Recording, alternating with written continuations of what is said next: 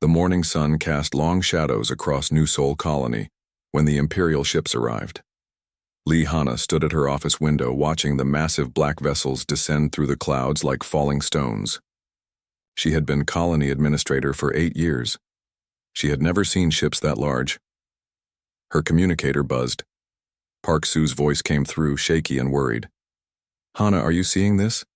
There are 12 battleships in our sky." "I see them," Hana replied. She counted the ships again. 12 was correct. Each one was the size of a city block. "Get everyone to the community center. Emergency meeting in 1 hour." The Valtherian Empire ruled 47 star systems. They had been the galactic superpower for 300 years. Every species in known space either served them or feared them. The Empire took what it wanted. It crushed anyone who said no. New Sol was a human colony on the edge of Valtherian space. 5,000 people called it home. They grew food, raised families, and minded their own business. The planet had something valuable buried deep in its crust. Rare minerals that could power starships for centuries. The Empire wanted those minerals. Hana walked through the colony streets toward the community center. People came out of their houses to stare at the sky. Children pointed at the ships. Their parents pulled them inside and locked their doors. Yuna ran up to Hana. The colony doctor looked tired and scared. "They're landing troops at the spaceport," she said. "Armed soldiers, hundreds of them." "Did they send any messages?" Hana asked. "Just one. They want to speak with you and the council leaders. They said come alone or they start shooting." Hana nodded. She had expected this day would come. The Empire had been sending survey ships for months. They scanned the planet's surface. They took soil samples. They counted the population. Now they were here to take what they wanted. The community center filled with worried faces. Choi Mira sat in the front row. She was the colony's best engineer. Next to her sat Ojisu, who ran the school. Teacher Bei Yaren was there with farmer Shin Nari. All the important people who made the colony work. "They want our planet," Hana told the crowd. "The Empire found the mineral deposits under the northern mountains. They want to dig them up." "What does that mean for us?" asked Kim Do-yun from the back row. "It means they will strip mine the entire continent," Choi Mira answered. "The process will poison our water, kill all the plants, make the air toxic. This world will be dead in 5 years." The crowd stirred with angry voices. People shouted questions. Some demanded they fight back.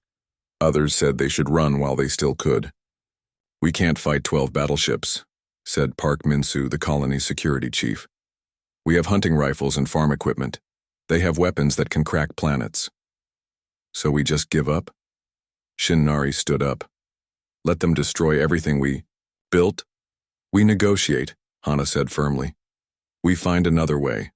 There has to be something we can offer them instead." 2 hours later, Hana walked across the spaceport tarmac toward the Imperial command post. The Valtherian soldiers wore black armor that covered their entire bodies. She could not see their faces behind their helmets. Their weapons hummed with deadly energy. The command tent was huge and dark inside. General Vexitar sat behind a metal-y desk. He was 7 feet tall with gray skin and 4 arms. His species had joined the Empire 2 centuries ago. They were known for being ruthless and efficient. Colony Administrator Lee Hana. The general's voice came through a translator device. "You will surrender your mining rights immediately. Evacuation begins tomorrow." "General, we would like to discuss terms," Hana said. "This planet is our home. Perhaps we can work together, share the profits from the mining operation. There will be no sharing, no negotiation. The Empire takes what it needs." General Vextar touched a control pad. A holographic display showed the mining plans. "Your colony sits on top of the richest mineral vein in this sector. We will extract everything." "The process will destroy the ecosystem," Hana said. 5,000 people live here. Where are we supposed to go?" "That is not the Empire's concern."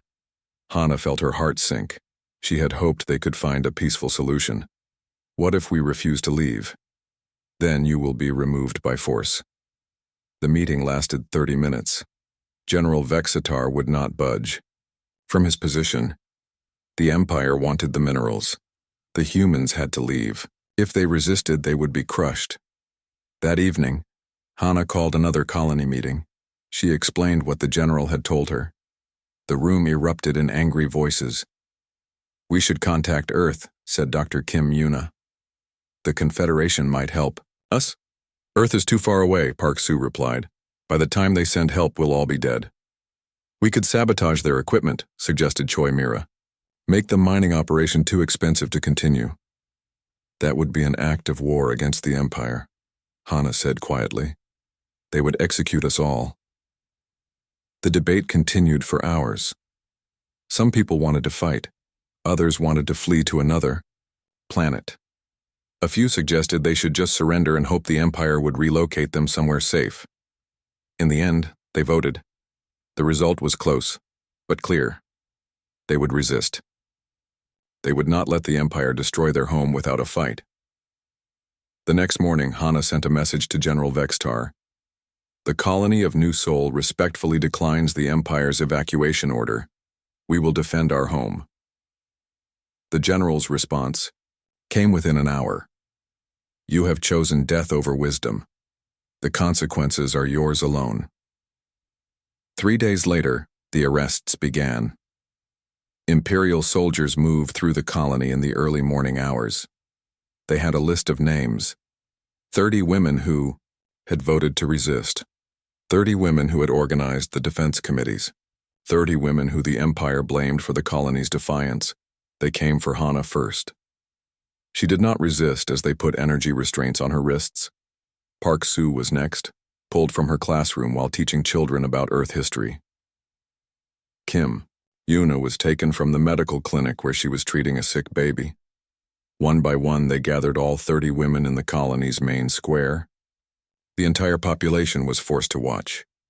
Imperial cameras recorded everything for broadcast across the galaxy. General Vexitar read from an official document. "By Imperial Decree number 2847, these criminals are sentenced to death for the crime of sedition against the Valtharian Empire. Let their fate serve as a warning to all who would defy Imperial authority." The execution method was neural disintegration, a beam of energy that destroyed the brain instantly. Each woman was given a chance to speak final words. When they reached Hana, she looked directly into the camera. Her voice was calm and clear. "You think 30 lives will break us? You have no idea what you've awakened." The beam struck her a moment later. On Earth in the Unified Command Center, Fleet Admiral Jang Taiho watched the broadcast with 500 other military officers. The room was completely silent as all 30 women died. When it was over, Admiral Jang stood up slowly. His voice carried across the room like thunder. "Get me the President, get me the Defense Council, get me every ship captain in the fleet." He paused and looked around the room at the faces of his officers. 30 of our daughters just died defending their home. The Empire thinks this will make us afraid. They are about to learn they have made a terrible mistake. Outside the command center, warning sirens began to wail across Earth's military installations. The greatest war machine in human history was waking up, and it was very, very angry. 6 months after the executions, Commander Yoon Ji-ho sat in his office reading intelligence reports. The numbers made no sense. 30 Valtharian patrol ships had vanished near the Kepler system. No distress signals, no wreckage, no survivors. It was not the first incident. 3 weeks ago, a supply convoy disappeared between the Arcturus and Vega systems. 30 cargo ships with their escorts, gone without a trace. Before that, an orbital research station in the Centauri sector simply stopped responding to communications. When investigators arrived, they found empty space where the station should have been. Yoon Ji-ho was head of Earth Defense Intelligence. His job was to understand threats to human space. The pattern emerging from these reports worried him deeply. His assistant knocked on the door. "Commander, Admiral Jang wants to see you immediately." Yoon walked through the corridors of Luna Base, toward the Admiral's office. 6 months ago, this place had been quiet and peaceful. Now it buzzed with constant activity. Engineers worked around the clock. Scientists ran experiments in sealed laboratories. Military personnel moved with urgent purpose through every hallway. Admiral Zhang Taiho looked older than his 60 years. The executions at New Seoul had changed him. Where once he had been patient and diplomatic, now he was focused like a laser beam on a single goal. "Sit down, Commander," the Admiral said. "Tell me about the Kepler incident." 30 ships disappeared. Without warning, Yun reported. The patrol was conducting routine surveys of mining asteroids. Their last transmission was a standard position report.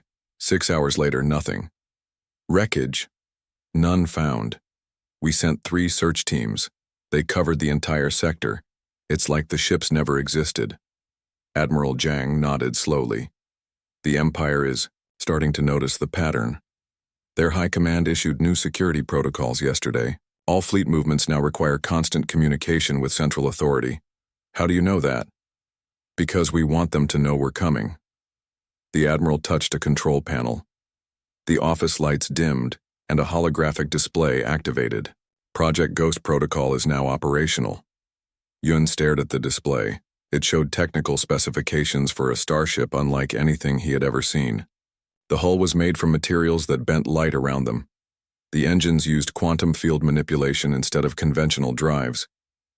The weapon systems were completely revolutionary. "This is impossible," Yun said quietly. "We don't have technology like this."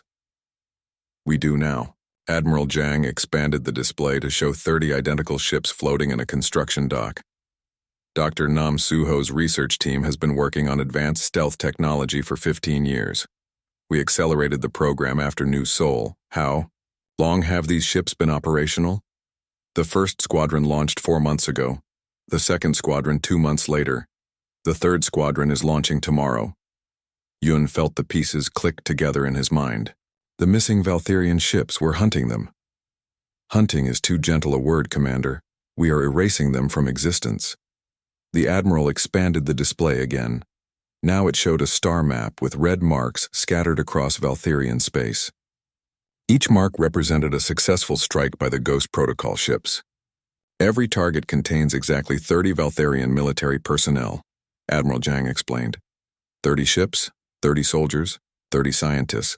We are collecting a debt with precise interest. The other species will notice eventually, Yun said. They'll know humans are responsible. Let them know. Let them all know. The Empire executed 30 innocent women for defending their home. Now 30 Imperial assets disappear for each woman who died. The mathematics are simple. Over the following weeks, reports flooded into Valtherian High Command from across their territory. Mining stations went silent overnight. Patrol fleets vanished between star systems. Research facilities stopped transmitting data. The pattern was always the same. Exactly 30 Imperial personnel would disappear without warning or explanation. Security cameras showed nothing. Sensor arrays detected no approaching threats. The victims simply ceased to exist.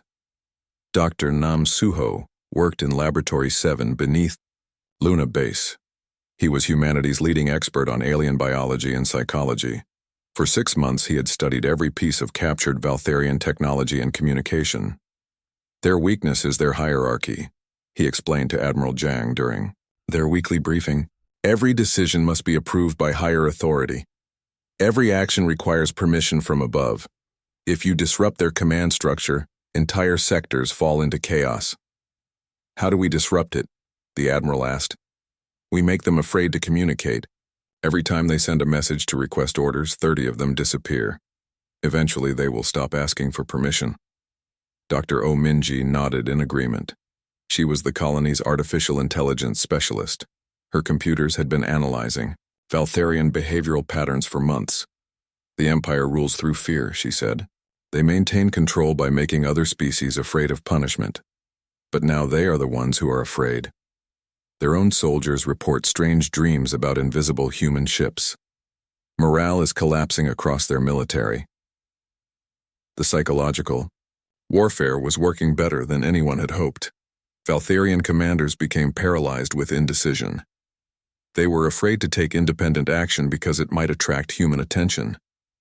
But they were also afraid to contact their superiors because communication seemed to trigger attacks. Captain Shin Kyung commanded the ghost ship Hana's Revenge. It was named after Lee Hanna, the colony administrator who had died defending New Seoul. The ship was invisible to all known sensors and armed with weapons that could disintegrate matter at the molecular level. Target acquired, reported his tactical officer.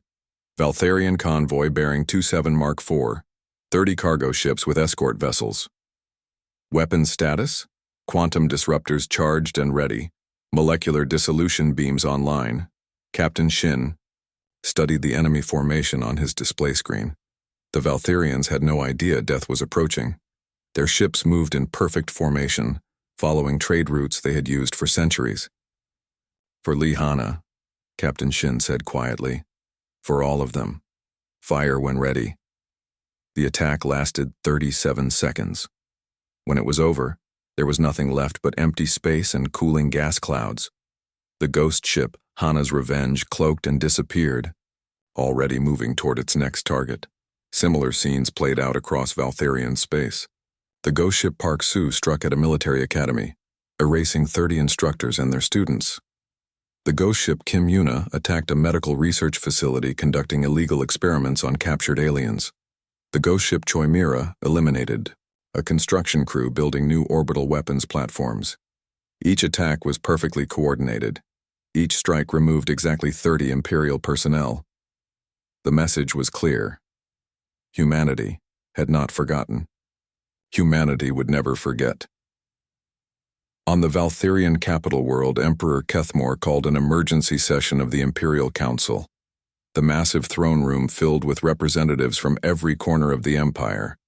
The human attacks are becoming bolder, reported General Vextar. He was the same general who had overseen the New Seoul executions. They struck a patrol fleet only 12 light years from our border yesterday. How many ships have we lost? The Emperor demanded. 420 vessels in the past month. 12,600 personnel. The Emperor's eyes blazed with anger. Increase patrols. Double our security forces. Hunt down these ghost ships. My lord, we have tried. Our sensors cannot detect them. Our weapons cannot target them. It is like fighting shadows. Then we will make the humans pay a higher price, the Emperor snarled. Issue Directive 2851. For every Imperial citizen killed by human attacks, execute 100 humans from the frontier colonies. The council chamber fell silent. Several members looked uncomfortable with the order. My lord, said council member Torval carefully, this may provoke an even stronger human response. Let them respond. We are the Valtharian Empire. We have ruled the galaxy for 3 centuries. We will not be intimidated by one species of primitives. The Emperor was wrong. Humanity was not primitive. They had simply been patient. For 6 months, they had carefully planned their response to the New Seoul massacre. Each Ghost Protocol ship was a marvel of advanced technology. Each attack was precisely calculated for maximum psychological impact. But the Emperor's new directive changed everything. When Admiral Zhang received intelligence about the planned executions, he called another meeting of the Defense Council. They want to escalate, he told the assembled officers. The Empire thinks more violence will make us back down. What are your orders, sir? Asked Commander Yun. Admiral Zhang looked around the room at the faces of humanity's military leaders. These men and women had spent 6 months watching their people die across the frontier worlds. They had restrained themselves, conducting surgical strikes against military targets only. Activate Operation 30 Thunders, the Admiral said quietly. It's time to show the Empire what happens when you threaten human civilians. Sir, that's 150 battle fleets, Commander Yun said. The largest military operation in human history. The Empire killed 30 innocent women. Now they want to kill thousands more. They have made their choice. We will help them live with the consequences. Across human space, warning sirens began to wail. Massive warships powered up their engines. Captain Shin Kyung stood on the bridge of his ghost ship watching the enemy patrol fleet through the main display. 20 Valtharian warships moved in perfect formation through the asteroid field. They had no idea death was approaching from 5 different directions. Signal from Fleet Command, reported his communications officer. Operation 30 Thunders begins in 1 hour. Shin nodded. For 6 months, the ghost ships had been hunting alone. Today, they would coordinate the largest military strike in human history. 150 battle fleets would attack Valtherian, targets simultaneously across 47 star systems. But first, they had other work to do. "Take us closer to the mining station," Shin ordered. "We need to make contact with the workers before the main attack begins." The ghost ship moved silently through space toward the massive orbital facility. Thousands of alien workers labored in the mining complex, extracting precious metals for the Valtherian war machine. Most were not Valtherian citizens. They were slaves from conquered worlds, forced to work until they died. Dr. Beigina had spent months developing translation programs for every known language in the galaxy. Her work allowed human ships to communicate with oppressed species across Valtherian space. "Open a channel to the mining station," Shin commanded. "Use the translation protocol for Kethlani workers." The message went out on a secure frequency that bypassed Valtherian monitoring systems. "This is Captain Shin Kyung of the Human Defense Corps. We are here to offer you freedom from Imperial rule." The response came quickly from the station's hidden communication system. "Human ship, this is Foreman Greltak of the Kethlani Mining Confederation. We have been waiting for this day." The Kethlani were expert tunnelers and engineers. Their homeworlds had been conquered by the Empire 200 years ago. Since then, they had worked as forced laborers in Imperial mining operations across the galaxy. "Can you disable the station's defense systems?" Shin asked. "Give us 10 minutes, Greltak replied. "Our people control the maintenance systems. The Valtherians never trusted us enough to give us weapons, but they made us fix all their equipment." Similar conversations were happening throughout Valtherian space. The Vorton trade guilds had maintained secret communication networks for decades. The Istar warrior clans had never stopped planning for rebellion. The Melkari scientists had been sabotaging Imperial research projects for generations. All these oppressed peoples had one thing in common. They hated their Valtherian masters, and had been waiting for someone strong enough to challenge the Empire. Professor Ominji monitored the communications from Earth Command Center. Her screen showed messages flowing between human ships and resistance groups on hundreds of worlds. "The response is better than we hoped," she reported to Admiral Zhang. 70% of the contacted species are ready to assist our operations immediately." "What about the other 30%? The Admiral asked. "They want proof that humans can actually defeat the Empire before they commit to helping us." Admiral Zhang smiled grimly. "They'll have their proof in 3 hours. The first target was the Valtherian Central Data Archive on the fortress world of Mordeth. This facility contained detailed records of every Imperial possession, population counts, resource surveys, military deployment schedules, and strategic defense plans. If the archive was destroyed, the Empire would lose its ability to coordinate operations across multiple star systems. Commander Li Minje led the assault force. His grandmother had been Li Hana, the colony administrator executed at New Sol. The attack fleet was named Hana's Vengeance in her honor. "Beginning approach to Mordeth system," reported the navigation officer. "Orbital defenses are active, 64 battle platforms and 200 fighter squadrons." "Signal the Kethlani tunnel ships," Li ordered. "Begin underground infiltration." Kethlani had provided detailed maps of Mordeth's underground structure. Their ships could burrow through solid rock using molecular drilling technology. While human warships engaged the orbital defenses, Kethlani forces would attack the data archive from below. "Vorton cyber warfare teams are in position," reported the intelligence officer. "They've infiltrated the planetary communication network." The Vorton were master hackers and information traders. They had spent decades secretly mapping Imperial computer systems. When the attack began, they would shut down Mordeth's ability to call for reinforcements. "All forces report ready," Li announced. "Begin the attack." The battle for Mordeth lasted 4 hours. Human ships equipped with gravitational weapons collapsed Valtherian defense platforms into tiny black holes. Kethlani tunneling crews emerged inside the data archive and destroyed the main computer cores. Vorton hackers erased backup files and sent false information to Imperial command stations throughout the galaxy. When the smoke cleared, 3 centuries of Imperial records had been completely destroyed. The Empire no longer knew exactly what they owned or where their forces were deployed. Emperor Kethamor received the news in his throne room on the capital world. General Vextar stood before him with a datapad showing the damage reports. "The archive is gone," the general reported.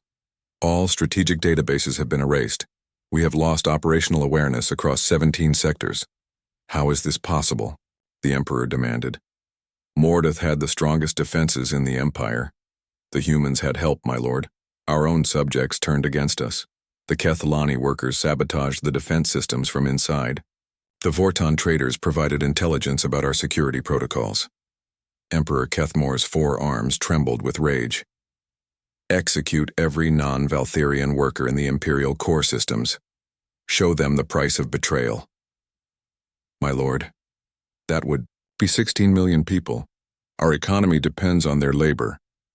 "Then replace them with automated systems. I will not tolerate rebellion." But the Emperor's harsh response only made things worse. Word of the planned executions spread quickly through the underground communication networks. Species that had been neutral suddenly joined the human alliance.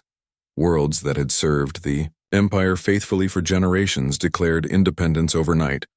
Intelligence Officer Quan Dami intercepted Imperial communications from her listening post on Luna Base. What she discovered made her blood run cold. "Admiral, we have a problem," she reported during the morning briefing. "The Emperor is planning something called the Final Solution. If he can't keep control of his empire, he's going to destroy it." "Explain," Admiral Jang ordered. "Scorched Earth policy, planet-killing weapons. Every world that declares independence gets reduced to molten slag. He would rather rule over dead planets than lose them to freedom." The room fell silent. Everyone understood the implications. The Emperor was willing to commit genocide rather than accept defeat. "How long before these weapons are ready?" the Admiral asked. "Intelligence suggests 2 weeks. Maybe less." Admiral Zhang stood up slowly.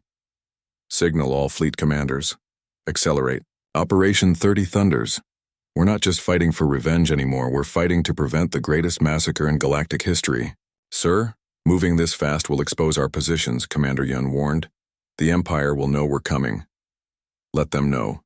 Let them see exactly what happens when someone threatens innocent civilians with extinction." Across human space, the war machine shifted into maximum acceleration. Shipyards worked around the clock to produce new vessels. Scientists activated weapon systems that had been theoretical projects just months ago. Civilian transports were converted into hospital ships and supply vessels. The ghost ships that had been hunting in shadow now moved openly through Valtherian space. They struck at communications hubs, supply depots, and military academies. Each attack weakened the Empire's ability to coordinate a defense. But the Emperor's desperation made him more dangerous than ever. Planet-killing weapons were being moved into position around rebel worlds. Execution orders were sent to every Imperial garrison. The race was on. Could humanity mobilize its full military might before the Emperor activated his final solution? The fate of billions of innocent lives hung in the balance. On the bridge of his flagship, Admiral Zhang watched the tactical displays showing human fleets moving toward their targets. In 72 hours, the largest space battle in galactic history would begin. "For the 30 women of New Sol," he said quietly. "For every innocent life threatened by Imperial tyranny, we will not fail." The Valtherian Empire had ruled through fear for 3 centuries. Now they would learn what it meant to face an enemy that had nothing left to lose and everything to fight for. Fleet Admiral Zhang Taiho stood before the largest gathering of military officers in human history. Representatives from every human world filled the massive auditorium on Luna Base. Behind him, a holographic display showed the positions of 150 human battle fleets spread across known space. "Today we end the Valtherian Empire," he announced. His voice carried to every corner of the room. "Operation 30 Thunders begins now." Each battle fleet was named after one of the executed women from New Sol. The Hana fleet would strike the Imperial shipyards. The Su fleet would attack the military academies. The Una fleet would target the research stations conducting illegal experiments. Engineer Ko Minho sat in his command chair aboard the flagship of the Mira fleet. His sister Choi Mira had been the colony engineer at New Seoul. She had died trying to protect their home from Imperial strip mining. Now he would avenge her death. All ships report ready for hyperspace jump, his tactical officer announced. Signal the fleet, Ko ordered. Remember what we're fighting for. Remember who we've lost. Make every shot count. The Mira fleet consisted of 30 battle cruisers and 200 support vessels. Their target was the Imperial shipyards above the capital world.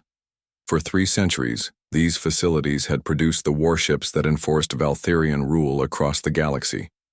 The hyperspace jump lasted 12 minutes. When they emerged, Ko stared in amazement at what filled his view screen. The Imperial shipyards stretched for thousands of kilometers in every direction.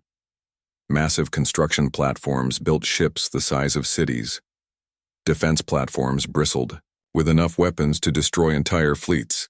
Enemy forces responding, reported the sensor officer. 400 battle cruisers moving to intercept. Orbital defense grid is powering up. Ko smiled grimly.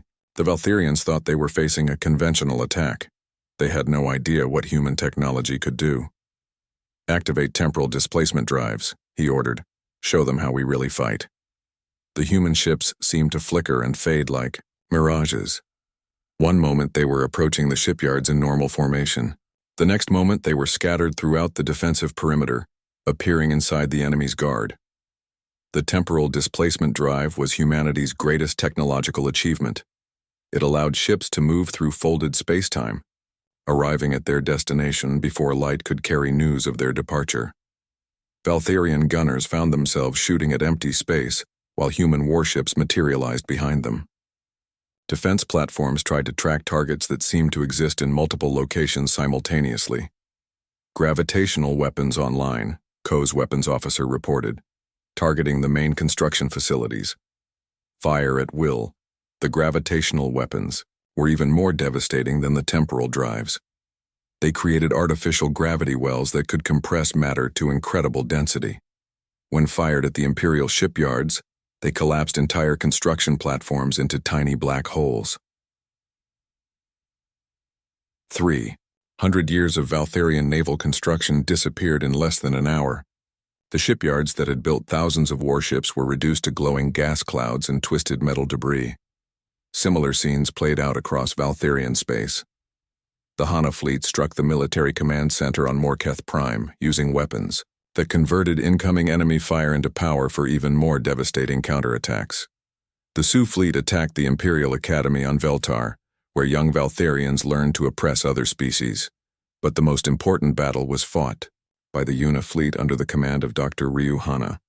Her target was not a military installation. It was a planet called Refuge where the Empire was preparing to test their planet-killing weapons on captured civilians. Orbital bombardment platforms detected, her sensor officer reported. 6 massive weapons arrays in high orbit, each one capable of cracking a planet's crust. How many civilians on the surface? Dr. Ryu asked. Intelligence estimates 2 million refugees from conquered worlds. The Empire plans to use them as test subjects for their final solution weapons. Dr. Ryu felt anger burn in her chest like liquid fire.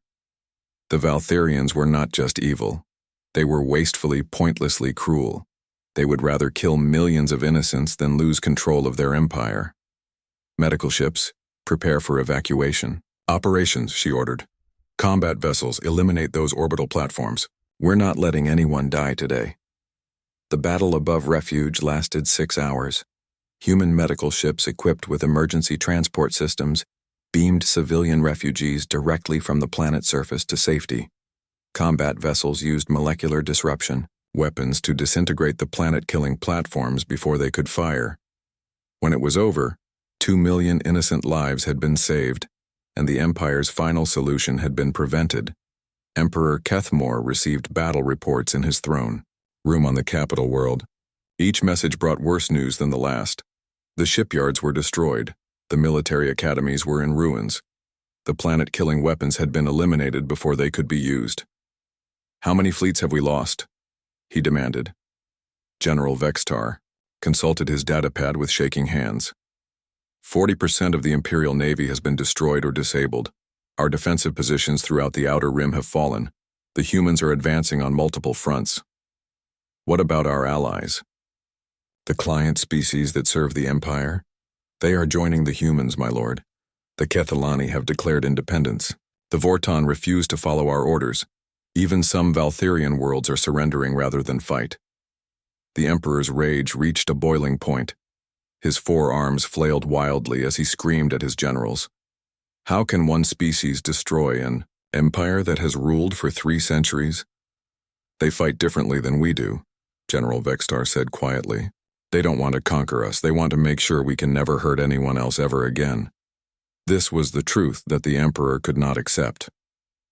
Human military doctrine was unlike anything the galaxy had seen before.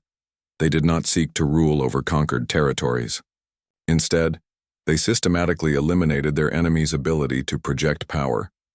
When human fleets captured Valtherian worlds, they immediately began reconstruction efforts. Engineer Park Sang-yun led teams that repaired damage caused by Imperial strip mining. Medical units provided healthcare to populations that had been neglected by Valtherian authorities. The liberated species watched in amazement as human forces worked to restore their worlds rather than exploit them. This was completely different from how the Empire had operated. The humans are not conquerors, reported Kethalani foreman Greltak to his people. They are liberators. They come to free us, not to enslave us. Word of human behavior spread quickly through the underground resistance networks. More and more worlds declared independence from the Empire, knowing that human fleets would protect them from Valtherian retaliation. The Empire's control collapsed faster than anyone had thought possible. Without the ability to build new ships or train new officers, the Valtherian military became weaker with each passing day. Emperor Kethmore made one final, desperate decision.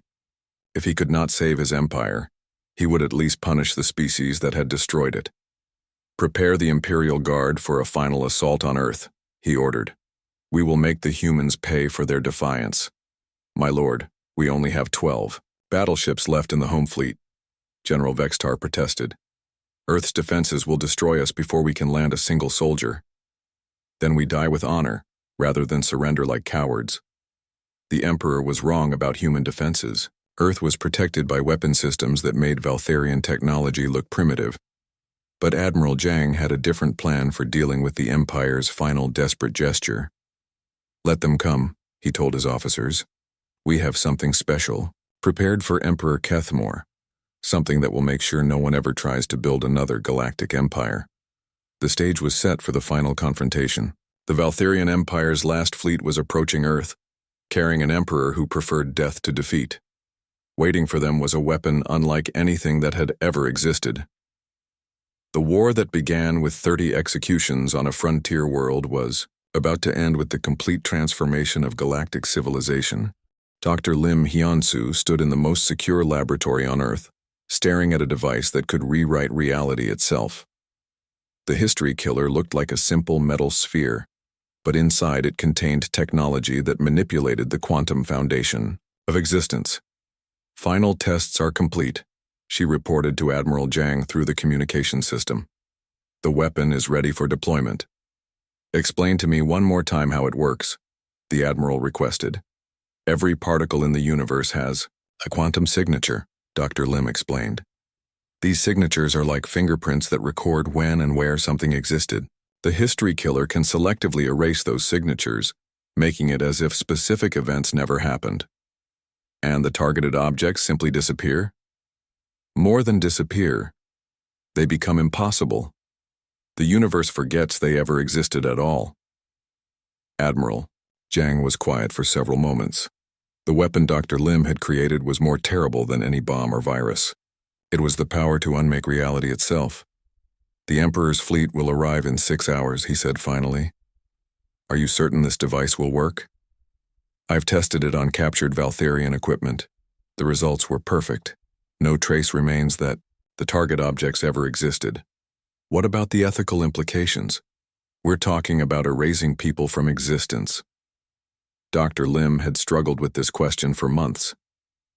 Admiral, the Emperor has shown he would rather commit genocide than accept defeat. His final solution would have killed billions of innocent lives. Sometimes the only way to stop absolute evil is with absolute power. The approaching Valtherian fleet consisted of 12 massive battleships carrying the last remnants of the Imperial military. Emperor Kethmore commanded the flagship personally, determined to strike one final blow against the humans who had destroyed his empire. On the bridge of his ship, the Emperor stared at the blue-green world growing larger on his view screen. Earth looked peaceful and defenseless. It was hard to believe this quiet planet had produced the warriors who conquered the galaxy's greatest empire. Human defense fleets detected, his tactical officer reported. 43 vessels moving to intercept. Us. Only 43? The Emperor laughed harshly. They underestimate us. Begin the attack. The Valtherian ships opened fire with every weapon they possessed. Plasma cannons, missile launchers, and energy beams lit up the space around Earth with deadly light. For a few moments it looked like the Empire might achieve one last victory. Then the human response began. The 43 human ships activated defense systems, unlike anything the galaxy had ever seen. Energy shields converted incoming Valtherian fire into power for their own weapons. Gravitational generators created black holes that swallowed enemy missiles before they could detonate. Impossible, whispered the Emperor's tactical officer. Our weapons are having no effect at all. Then we ram their ships, the Emperor snarled. If we cannot destroy them with guns, we'll crush them with our hulls. But as the Valtherian fleet moved to attack positions, Admiral Jang opened a communication channel to the Emperor's flagship.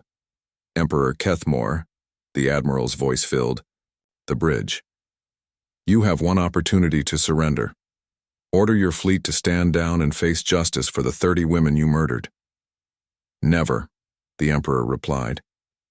The Valtherian Empire does not surrender to inferior species. Then you have chosen to cease existing, Admiral Jang said calmly. History will forget you ever lived. The communication channel closed. On Earth, Dr. Lim activated the history killer. The weapon's effect was not visible to the naked eye. There was no bright flash of light or massive explosion. Instead, reality simply corrected itself around the Valtherian fleet. Where 12 battleships had been attacking Earth, there was now empty space. The Emperor, his officers, and his soldiers had not died. They had become impossible. The universe had forgotten they ever existed. Commander Li Minjae watched from the bridge of his patrol ship as space where the enemy fleet had been became perfectly empty. Admiral, all Valtherian vessels have been eliminated. No wreckage detected, no energy signatures, nothing. Confirmed, Admiral Jang replied. The threat has been neutralized completely, but the history killer's effect went beyond just the attacking fleet. Dr. Lim had programmed it to target the quantum signatures of the entire Valtherian Empire. Every Imperial battleship, every orbital platform, every government building simply ceased to exist. The liberated worlds watched in amazement as Valtherian military installations vanished without a trace. Occupation forces disappeared mid-sentence while giving orders. Imperial governors found themselves standing in empty offices where their furniture and equipment had been moments before. On the former capital world, General Vexitar stood in what had been the Emperor's throne room. The massive chamber was now completely empty. The throne, the ceremonial banners, the communication systems, all gone as if they had never been built. What happened? He asked the heir, but there was no one left to answer him. The history killer had been precisely programmed. It erased the Valtherian Empire as a political and military entity, but left individual Valtherians alive. They could remember their empire existing, but all physical evidence of it had become impossible. Without ships, weapons, or infrastructure, the scattered Valtherian survivors posed no threat to anyone. They were just another species among many, with no more power than any other galactic citizens. Commander Li Minjae transmitted a message to all human fleets throughout the galaxy. This is Commander Li, grandson of Li Hana, who died defending New Seoul. Justice has been served. The empire that killed 30 innocent women no longer exists. He paused, looking at the empty space where the enemy fleet had been. Let this be a lesson to anyone who thinks they can rule over others through fear and violence. Humanity will never allow another galactic empire to rise. We have the power to make tyranny impossible. The war was over. The Valtherian Empire had not been defeated. It had been erased from reality. But more importantly, the galaxy had seen what happened to those who tried to rule through oppression and murder. In the weeks that followed, representatives from dozens of species gathered on the neutral world of Haven to discuss the future. No one wanted to risk becoming the next target of humanity's ultimate weapon. The message was clear. The age of galactic empires was over. From now on, species would cooperate as equals or face the same fate as the Valtherians. Admiral Zhang stood in his office on Luna Base, reading reports from across human space. The victory was complete, but he felt no satisfaction. 30 innocent women were still dead. Their families would never see them again. Admiral, his assistant knocked on the door. The president wants to discuss plans for the memorial service. Tell him we'll build it on New Sol, Admiral Zhang replied. Where it all began, where 30 women died because they refused to let evil triumph. The war had ended not with conquest, but with the complete prevention of future wars. The galaxy would remember what happened when someone tried to build an empire on the graves of innocent people. Never again. 5 years after the fall of the Valtherian Empire, Ambassador Kim Ji-woo walked through the corridors of Unity Station. Her mother, Dr. Kim Yuna, had been one of the 30 women executed at New Sol. Now Ji-woo served as director of the Galactic Peacekeeping Force. The station orbited the neutral world of Haven, where representatives from 47 species had gathered to sign the most important document in galactic history. The 30 Accords would reshape civilization forever. The ceremony begins in 1 hour, her assistant informed her. All delegates have arrived and taken their seats in the main assembly hall. Ji-woo nodded and continued toward the hall. Through the station's windows, she could see the flags of dozens of worlds flying together in space. Kethlani, Vorton, Istar, and many others. All former subjects of the vanished empire, now free to determine their own destinies. The assembly hall was the largest room on Unity Station. Delegates sat in a great circle with no elevated positions or thrones. Every species was equal here. Every voice mattered. At the center of the circle stood a simple podium with a single document. The 30 Accords filled only 3 pages, but those pages would prevent galactic wars for generations to come. Delegates of the Galactic Assembly, Ji-woo announced as she took the podium. We gathered today to ensure that the horrors of Imperial rule never happen again. She looked around the circle at representatives from species that had once feared each other. The Istar warrior clans sat next to the peaceful Melkari scientists. Kethlani miners shared translation devices with Vorton traders. The 30 Accords are named for 30 human women who died defending their home from Imperial tyranny. Their sacrifice showed us that some things are worth dying for. Today we make sure no one else has to die for freedom. The document was simple but absolute. No species could rule over another without consent. Any attempt to establish dominion over unwilling populations would trigger immediate intervention by the Galactic Peacekeeping Force. The enforcement mechanism was equally simple. 30 space stations positioned throughout known space, each one staffed by mixed crews from member species. But the command codes could only be activated by humans. The galaxy had learned a hard lesson about power and responsibility. Humanity possessed weapons that could erase civilizations from existence.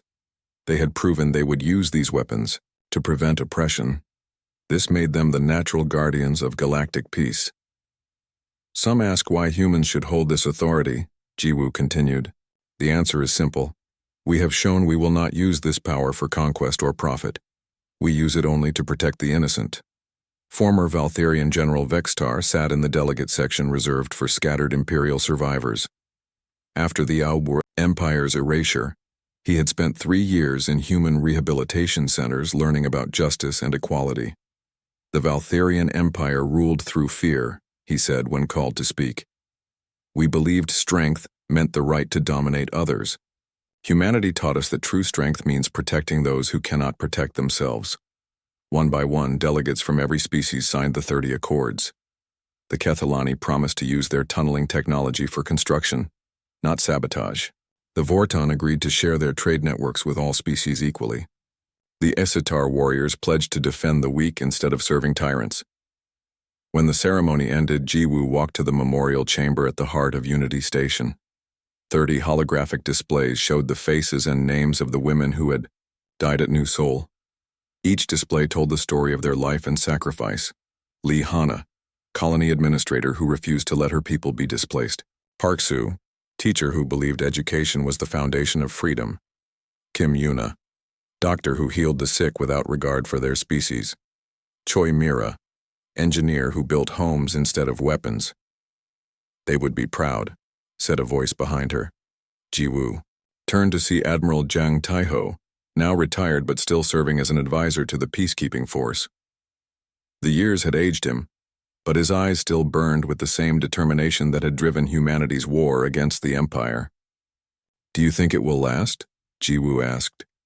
The peace we've built? As long as we remember why we built it, the Admiral replied. The moment we forget what happened to those 30 women, the moment we let our guard down, someone else will try to build an empire. They stood in comfortable silence looking at the memorial displays. Outside the station, patrol ships from a dozen species worked together to keep the trade routes safe. Former enemies had become partners in maintaining galactic stability.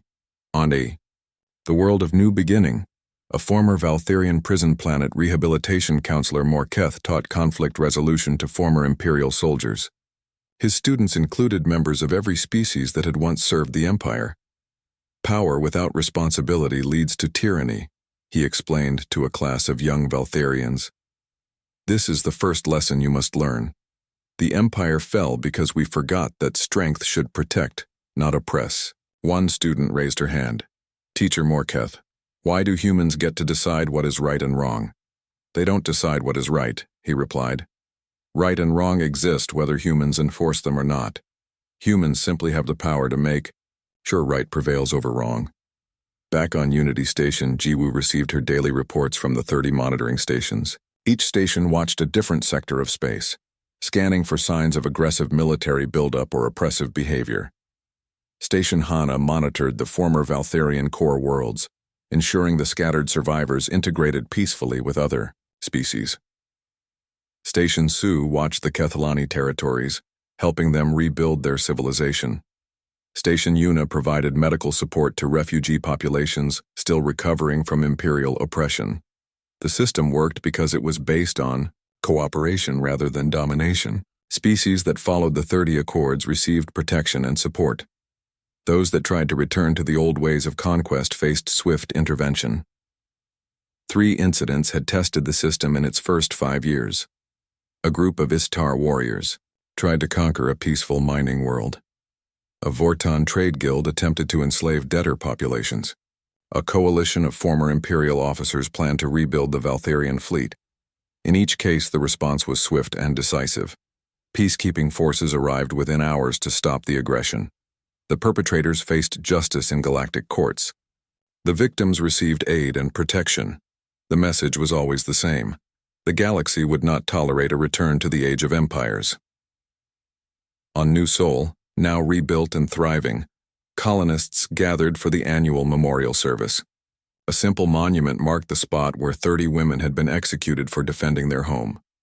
The inscription was carved in every known language. They died, so no one else would have to. The universe remembers. Children born after the war learned. The story of Lee Hana and her companions. How they chose death over submission. How their sacrifice awakened humanity's protective instincts. How their names became the foundation of galactic law. Admiral Jang, now in his 70s, spoke at the ceremony as he did every year.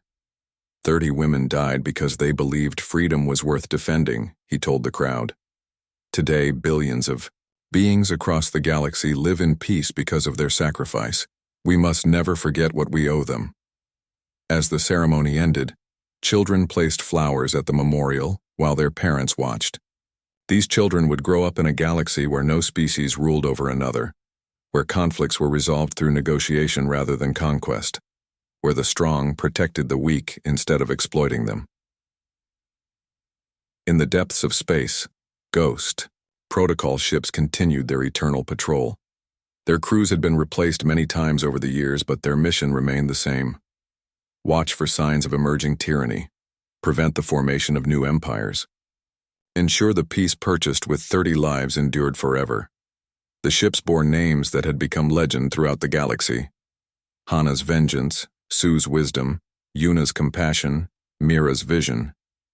Each vessel carried the memory of a woman who chose courage over surrender.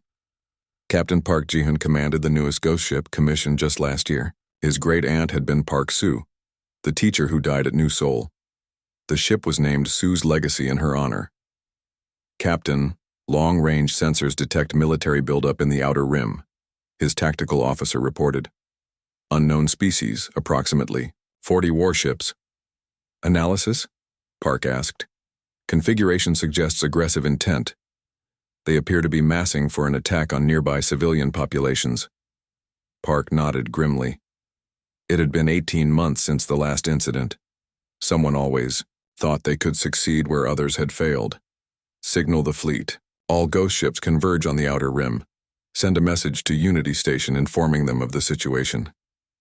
What about the unknown species, sir? Give them the standard warning. Stand down immediately, or face the consequences. The response came. Quickly. Human vessels withdraw or be destroyed. The Zargon Empire claims this territory by right of conquest. Park sighed. Another species that had not learned the lessons of history. Open a channel to their fleet commander. The main screen showed a reptilian being with sharp teeth and cold yellow eyes. The creature wore elaborate military decorations and spoke with arrogant confidence. I am War Leader Sector of the Zargon Empire. You will withdraw your ships immediately or face destruction. War Leader Sector,